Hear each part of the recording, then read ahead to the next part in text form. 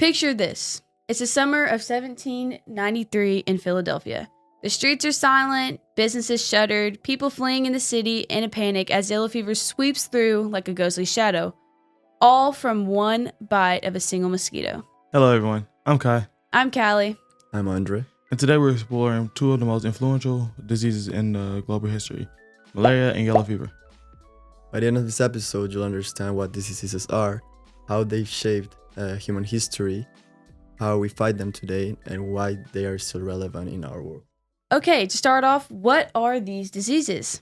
Let's start with yellow fever. It is a viral disease carried by Aedes mosquitoes. It usually begins with fever, chills, muscle pain, and headaches.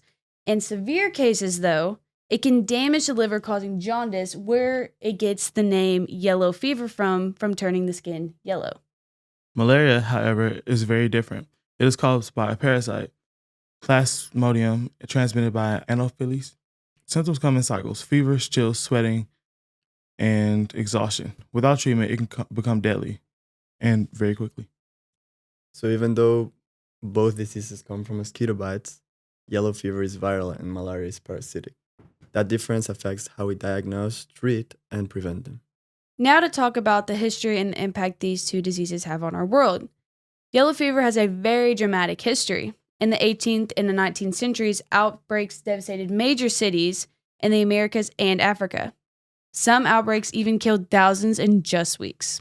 These events pushed governments to develop early public health systems and strict quarantine laws. Malaria's influence is even more far-reaching. It has shaped human civilization for thousands of years, affecting migration, settlement patterns, colonization efforts, and even wars. Armies avoided certain regions because malaria killed more soldiers than combat. Together, these diseases have taken over millions of lives and changed the course of the world history in ways that people don't realize. So how we prevent and treat them? The good news is that yellow fever has a highly effective vaccine. One shot can give lifelong immunity. And the challenge is making sure people in rural or high-risk regions actually get access to it.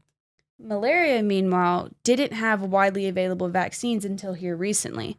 So people relied on mosquito nets, insecticide sprays, removing stagnant water, and taking anti-malarial drugs. However, two new vaccines have been discovered and are now being in place, which is RTSS and R21. And they've started rolling out, but the access is still very much limited. And drug use is becoming a serious problem. Some malaria parasites are starting to basically grow immune to it and resist the medicines that are used to treat them, which means prevention and research even more important. How we deal with them today.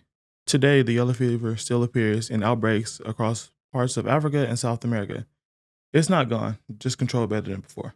Malaria, though, remains one of the leading infectious diseases in the world, especially in sub-Saharan Africa, where it threatens millions of children every single year. Climate change is also expanding mosquito habitats, meaning new regions could face outbreaks that never had these diseases before. Combine that with vaccine hesitancy and drug resistance, and the fight is far from over. So today, we broke down what yellow fever and malaria are, how they shape the world, how they shape the world's history, and what we're doing to prevent and treat them today.